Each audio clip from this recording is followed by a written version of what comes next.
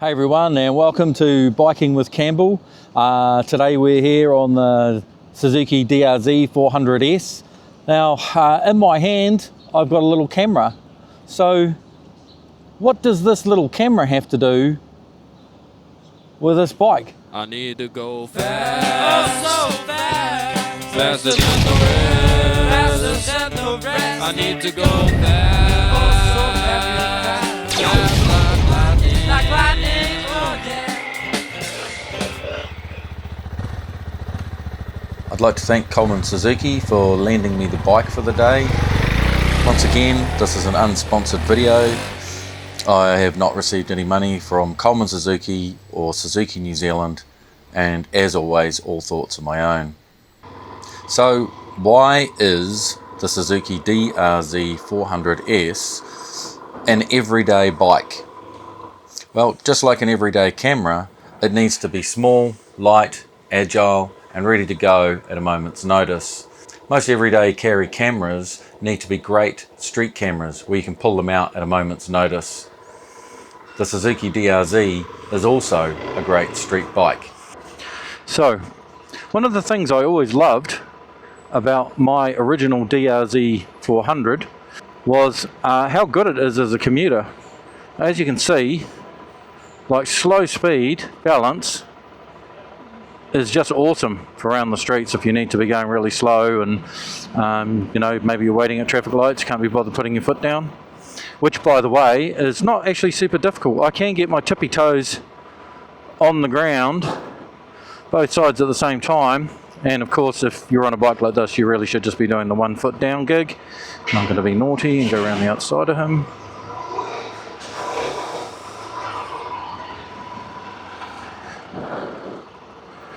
The bike's super light, and even though it is relatively tall on paper, it doesn't feel that tall to sit on, even at a stop.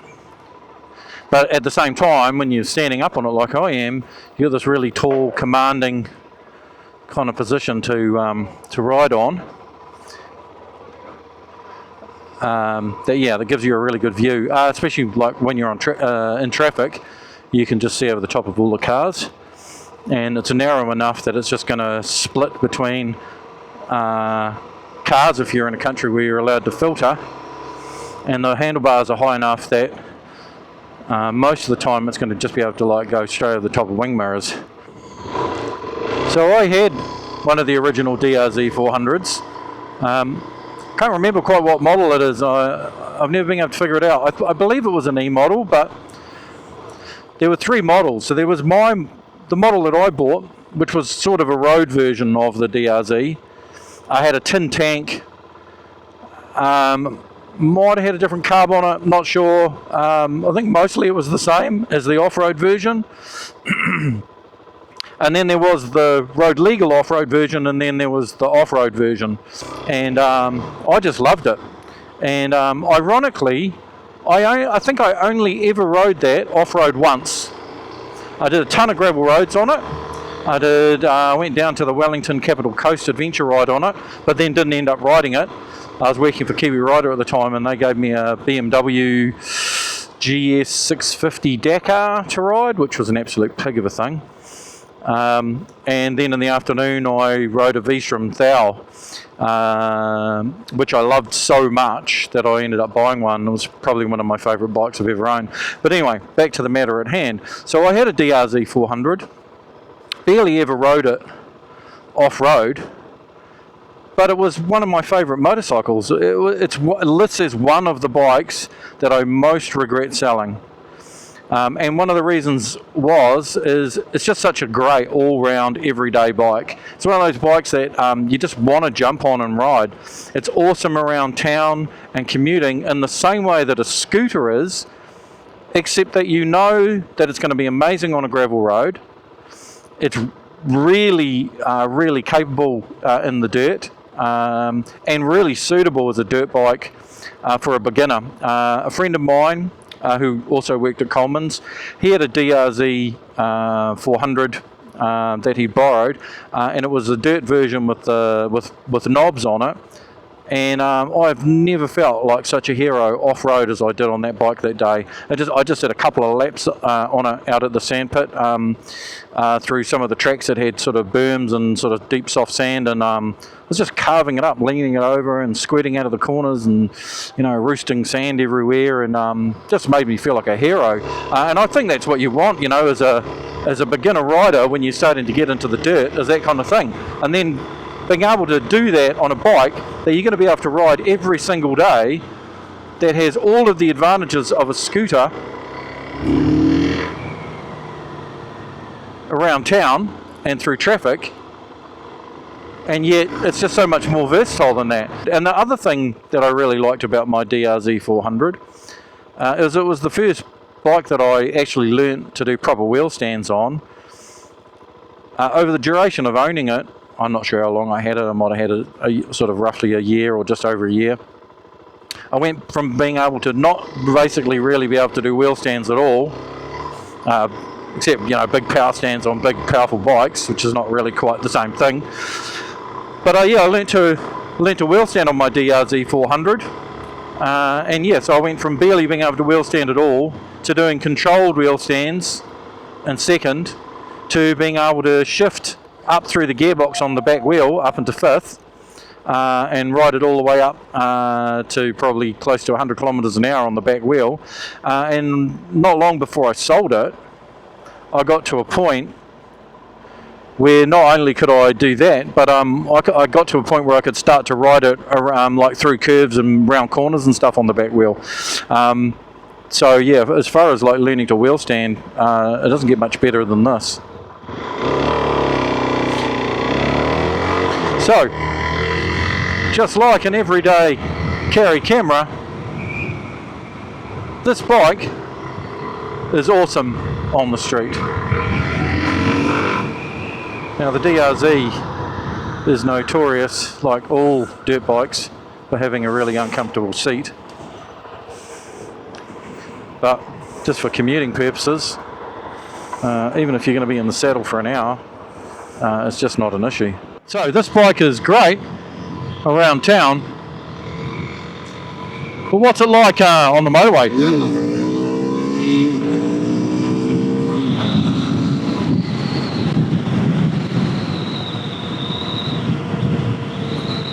So pretty quick up to 100 k's. Nice and punchy. It's a little bit vibey here at 80. It's still got heaps to go. Now I know that the gearing on this is different to the original DRZ. I remember my one being really smooth and happy at 100 k's. This feels super buzzy at 80.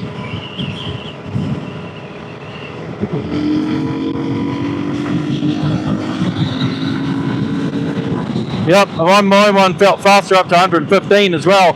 Could ride it at 100 k's in fifth and then just full past, so feels like it makes a little bit less power than the one that I had anyway. But yeah, this would definitely be fine for commuting in traffic, because you're not going to be doing that many stints at 100 kilometers an hour anyway. You're mostly going to be sitting at this kind of speed or slower. Watch out for idiots changing lanes really quickly. Whilst we're weaving in and out of traffic, just to show how nimble this is, how little space you need. It's worth bearing in mind that gaps in the traffic are obviously great places to pull into, but they're actually danger spots, because cars who are desperate to, or drivers who are desperate to get ahead, will often rip into those gaps without indicating, or without indicating for very long. Yep, you can come in, buddy. But it's worth bearing in mind that that's the kind of place where someone might swerve into that spot really quickly. So you've got to have your head on a swivel and read the behaviour of the drivers, or like, what's the car doing? Like, where is it in the lane? So yeah, makes it easier to get in and out of holes in the traffic and make good forward progress on a nice nimble little bike like this. I'm not saying ride like a tit and not pay attention to what you're doing, because filtering and lane splitting and manoeuvring through traffic is obviously a very dangerous thing to do. It has a lot of risk to it, so enjoy but be sensible. At urban speeds, you kind of want to be probably in fourth to do 50 k's. Like, this is really comfortable now, the motor's moving really smoothly. There's a little bit there. Once it gets up in the revs just a tiny bit, it starts to punch a bit harder, you know, so you could do a bit of overtaking. Might need to actually drop it down to third, might be better. Yeah, maybe. So, as I was saying, fourth is pretty good for 50 k's, but fifth, I don't know if you can hear that or see how the bike's vibrating. So it's a little bit too luggy. So 60 k's probably okay in fifth, but I think probably for urban riding, you're going to want to keep it in fourth, and that's just going to be better, smooth progress, with a little in the bank for overtaking, etc. if you need to. Cool. Whilst we are stopped, the menu is pretty simple. You can go through the modes here. So here's the mode switch, and here's the screen. Nice little simple little screen. So yeah, it's pretty simple. You just scroll up and down through like this. So there's A, there's B, there's C. Now those are different throttle responses. I couldn't tell much difference between A and B, if I'm honest. That's subtle. That's quite subtle, but then when you stick it in the C mode, it is way softer. It still has a bit of power once it gets moving. Anyway, so you got those three modes there. Then, let's stick it back in A. Then you can press the mode button again, and it goes over to the TC settings. And at the moment I've got the TC off. Okay, if you can see that, with the TC off. And then if I scroll through using the mode button again, there's gravel. So that is ABS off and TC off, is it? I'm not sure. Gravel anyway. Gravel, and that's TC off. And there's TC1, which Alistair said was pretty good. That's Alistair Coleman's. And then 2, which he said was a bit more intrusive. But he said 1 was pretty good, and I'll definitely be giving it a go on that. And if I get time, I'll try both. But TC off. Now, over here, there's another button just here. Okay, and that's off-road ABS on-off. So if you press this, off-road ABS off. Cool, so in theory that's off now. Cool, but I'll switch that back on because we're not off-road at the moment. There we go, it's back on. So it's pretty simple, and even I can figure it out. So that's nice and simple. Should be good.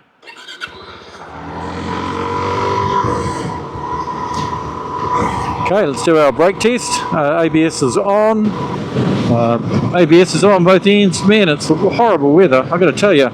70, here we go. Yep, pretty good. The ABS is working pretty hard in these circumstances, but working well. Wow, the weather is truly hideous. Weather forecast had it for with no rain, like sunshine basically on the thing. Hey, a Ford! Yay! It's always fun. Fords are fun. Okay, so we're going to do this little bit of windy road up here, followed by the gravel, and we will do that with the TC on and what have you.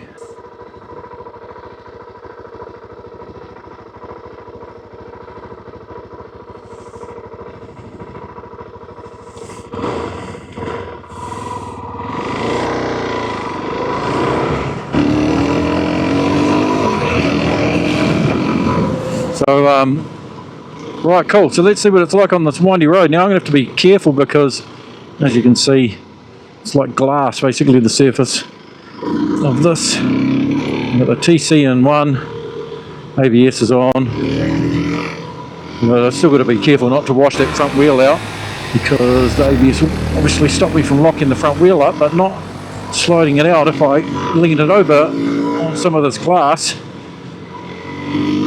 And seriously, this those patches where the tar has leached through the chip seal are exactly like glass.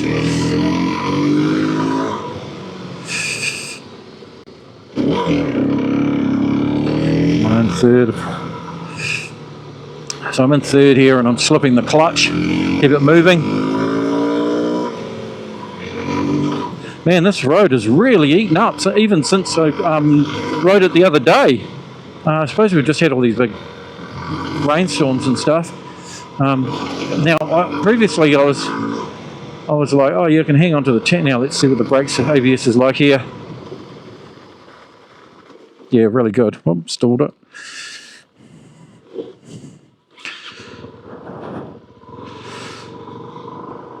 Yeah, so do the usual, go down here a bit further, find a bit of deeper gravel, do the same test.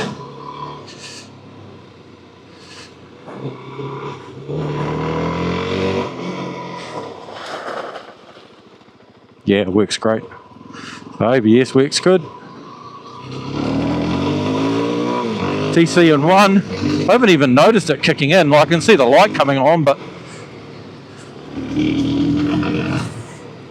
hey, the rear ABS, even when it's on, it feels like it takes a split second for it to kick in. So you get these funny, tiny little brake slides going into corners before it starts working. It's not pulsing that bad actually. So yeah, and a little bit of weeny bit of slide there before the TC pulled me back in. So, you know, like, that would be good for a noob for sure. Or it's even fun for me because I'm not having to worry too much, you know. So yeah, it's working pretty good here. I like these tyres actually. I think they're good road tyres. They seem to be working really well here, giving me tons of confidence. Yeah, a bit more intrusive there from the TC, but like, you know, nothing too bad. You just tell that it was working. You can really hustle it, eh? You can really hustle it along. I mean, they're very comfortable bikes, these DRZs, which is why I think, you know, it's why I'm talking about this as an all-round everyday bike, because it's pretty fun doing this kind of thing, like just basically ripping down here, acting like a bit of a wally, doing little brake slides with the rear ABS on. Oh, you're gonna love it. Yeah, just, I mean, you know, tiny little ones. It probably goes to show like how low my, you know, riding level is really for this kind of thing, because, you know, I've never really been able to do like proper, like, you know, brake slides and stuff. So this like ABS is kind of letting me kind of get my jollies, and I don't have to worry about locking it up and skidding it out. We'll turn all this stuff off on the way back over the hill. So yeah, so I'm having fun.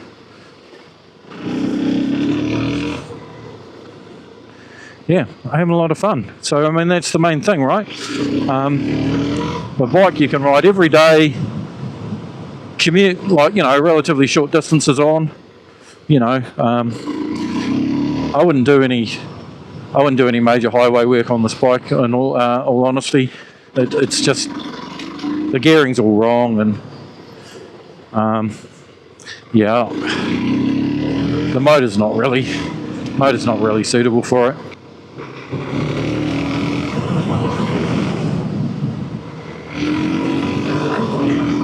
So through this kind of landscape, this winding, twisty, tight, rough kind of roads, the DRZ400S is well suited. It's like standing. I've been sitting the whole time. Lazy.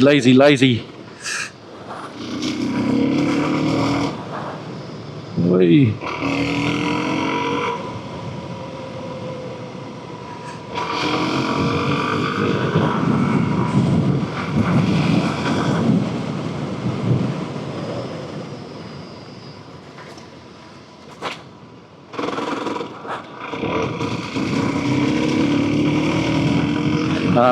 One of the problems is now that this is wet, I can't hang on to it anymore with my legs. It's definitely a bit harder to do that. Cool. All right. Let's see if I can do full lock turn on it.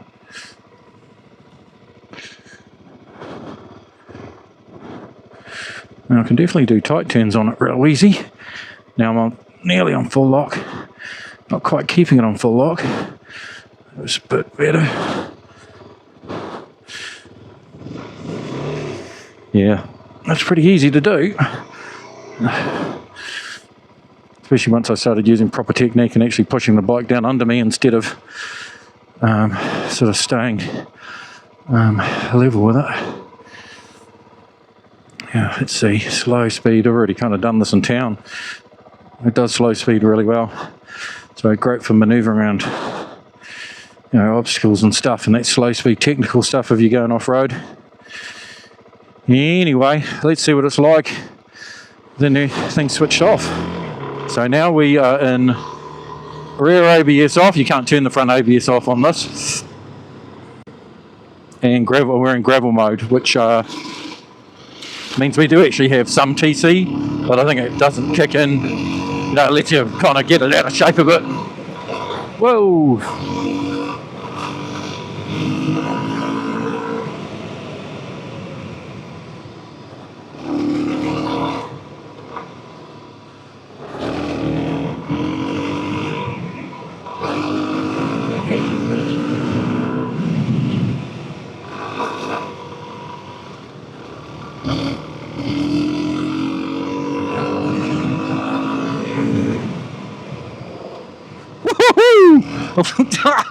Yikes! Lots of good feel from that rear brake actually.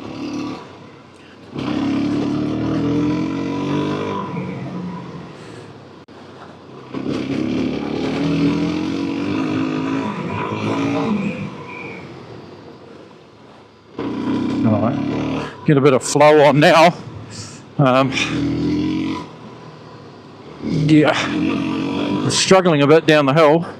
I won't put that in because I'm too embarrassed to let you see exactly how much I was struggling. I was just trying to be too kind of aggressive and not being that smooth. Probably because it was letting me get away with murder, how I had it set up before. And obviously you got to, you know, use your skills a bit more when you're riding it like this. Whoa! I see what I mean. You know, I was saying earlier that I've never been good at brake slides, and that's a classic example. You know, like I'm not gaining anything by doing them. Like it's not getting me around the corner faster. It's getting me I'm actually getting around the corner slower, brake sliding. So, you know, who knows? I'm 50, nearly 55 now. I don't think I'll ever learn how to do it. Just can't do it. Same. I was going to say same as wheelies, but that's not true actually. I did, as I was saying earlier, I did learn to do wheelies on this. Oops, forgot to pull the clutch in.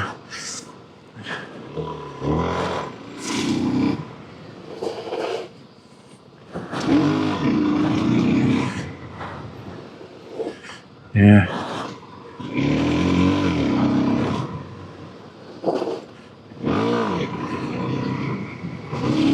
Yeah, not good. Not good enough. I'm not good enough to do it. I should probably stop trying to do it.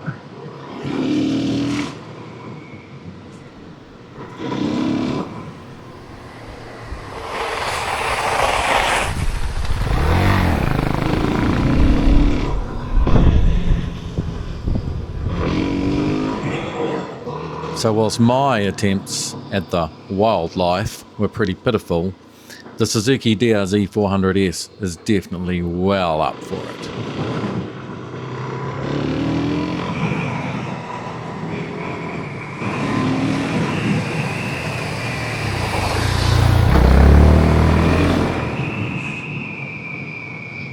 Big shout out to Coleman Suzuki. If you see the video, go in and see them. Obviously they have these. They've got the super motard version of this. And yeah, show them some love and tell them I sent you.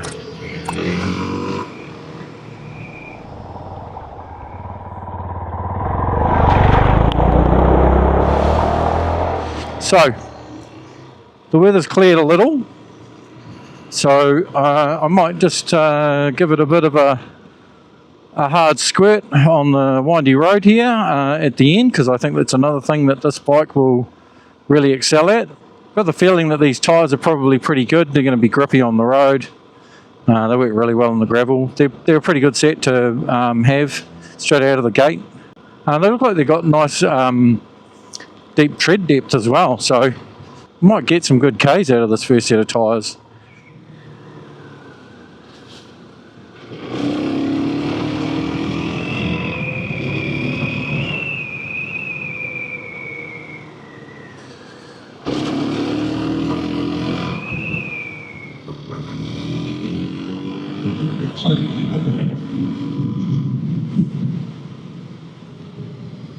So a little bike like this is really easy to throw around.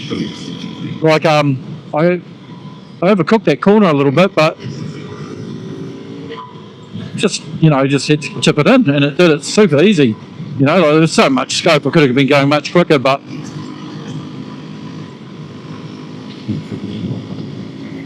let's talk about the brakes. I haven't really talked about them yet. They're alright, they work okay. They're a bit mushy. You can use 2 fingers to sort of modulate your speed. 2 fingers works pretty well off-road. But yeah, if you need to pull up in a hurry, you need a good strong kind of grab with 3 fingers.